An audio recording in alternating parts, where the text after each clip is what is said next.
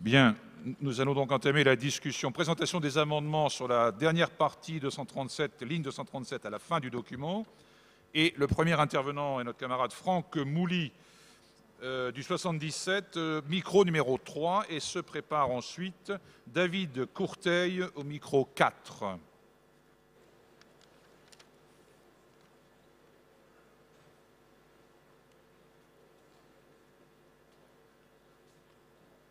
Oui, merci, chers camarades. On nous invite donc à construire un pacte d'engagement commun. Et il est bien logique, s'agissant d'un rassemblement large, que nous souhaitons tous, que ce socle commun ne soit pas un copier-coller du projet du Parti communiste. Mais en même temps, nous ne devons pas, évidemment, en rabattre sur notre rapport. Notre rapport, c'est la France en commun et c'est l'humain d'abord. Et je vais donner deux raisons. La première, c'est la gravité de la situation à laquelle nous sommes confrontés. J'allais dire, la survie de l'humanité est posée, au fond, à moyen terme, sur un certain nombre et il y a un certain nombre de questions qui sont posées. Je pense notamment à l'enjeu écologique. Malgré le sommet de Paris, aucun engagement, j'allais dire, contraignant n'a été pris. Et donc, la bifurcation écologique est d'autant plus importante et doit être d'autant plus nette que nous avons tardé à la mettre en œuvre. Deuxième exemple que je pourrais donner, c'est la question financière. Nous savons tous qu'aujourd'hui, demain peut-être, dans une semaine, dans un mois ou dans un an, le système financier mondial va à nouveau s'effondrer. La question qui nous est posée, chers camarades, c'est de savoir si, une fois de plus, nous allons remettre au prix de l'austérité, d'une austérité effrénée, remettre 3 000 milliards d'euros dans la machine. Moi, je pense qu'il y a urgence à rassembler des forces progressistes sur un projet qui nous permette, à cette occasion, de proposer une autre macroéconomie.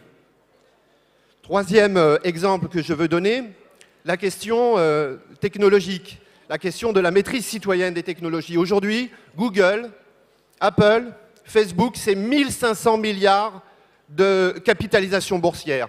Et à titre de comparaison, pour que chacun ait les éléments en tête, la recherche publique en France, ce sont 8 milliards d'euros. Vous pouvez là mesurer le déséquilibre considérable qui existe et l'ampleur du défi qui est devant nous.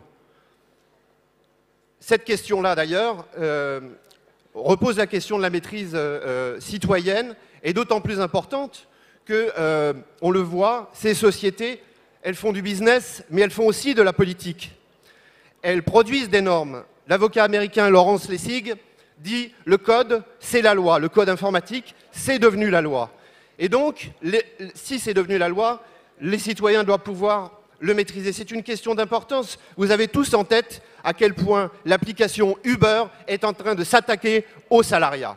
Donc, pour toutes ces raisons-là, nous devons y aller et nous devons proposer évidemment un socle commun, mais nous devons y aller bien armés. Nous devons y aller avec des arguments qui sont à la hauteur des enjeux qui sont devant nous. Et nous savons que la réponse social-démocrate est incapable de répondre à ces enjeux. Raison pour laquelle je propose que nous rajoutions dans le texte, dans un esprit de synthèse évidemment, à la ligne 255, comme ça a été indiqué, l'humanité affronte des périls et des défis considérables, écologiques, sociaux, économiques, technologiques, qui interrogent jusqu'à sa survie à terme.